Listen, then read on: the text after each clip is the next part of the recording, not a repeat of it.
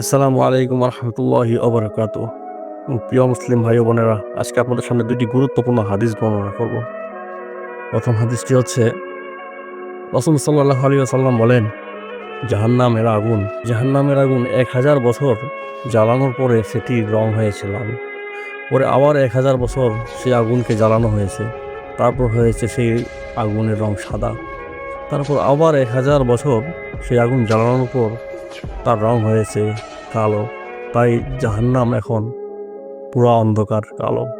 এই ভয়ানক আগুন থেকে আল্লাহ আমাদেরকে, আপনাকে, সবাইকে হেফাজত করুন। ভাই, এই দুনিয়াটা আসলে অল্প দিনের। এই দুনিয়াটা হচ্ছে আমাদের পরীক্ষার জন্য। এই দুনিয়াটা হচ্ছে মুমিনদের জন্য কারাগার। এটা হচ্ছে সুখ শান্তি ভোগ করার জায়গা না। সুখ শান্তি ভোগ করার জন্য আল্লাহ আমাদের জন্য জান্নাত রেখে দিয়েছে। আসলে ভুল ভ্রান্তি তো মানুষের হয়েই থাকে। আমরা সবাই আমাদের ভুলগুলো শুধরিয়ে নিয়ে আল্লাহর পথে নিজেকে রাজি খুশি করাই। আল্লাহ যেন আমাদের আমলগুলোকে কবুল করেন, আমিন।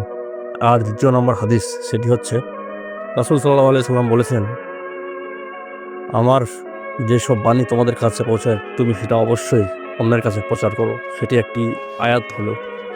তাই রাসূল সাল্লাল্লাহু আলাইহি সাল্লাম যেহেতু আমাদেরকে প্রচার করতে বলেছেন, তাই অবশ্যই এই ভিডিওটি সবাই শেয়ার করে দেবেন, যেন আরও হাজার হাজার লক্ষ লক্ষ মানুষ এই ভিডিওটি দেখে কিছু হেদায়েত হতে পারে। আল্লাহ আমাদের সবাইকে জাহান্নামের এই ভয়ানক আগুন থেকে রক্ষা করুক, আমিন। আসসালামু আলাইকুম রহমতুল্লাহি ওয়া বারাকাতুহু।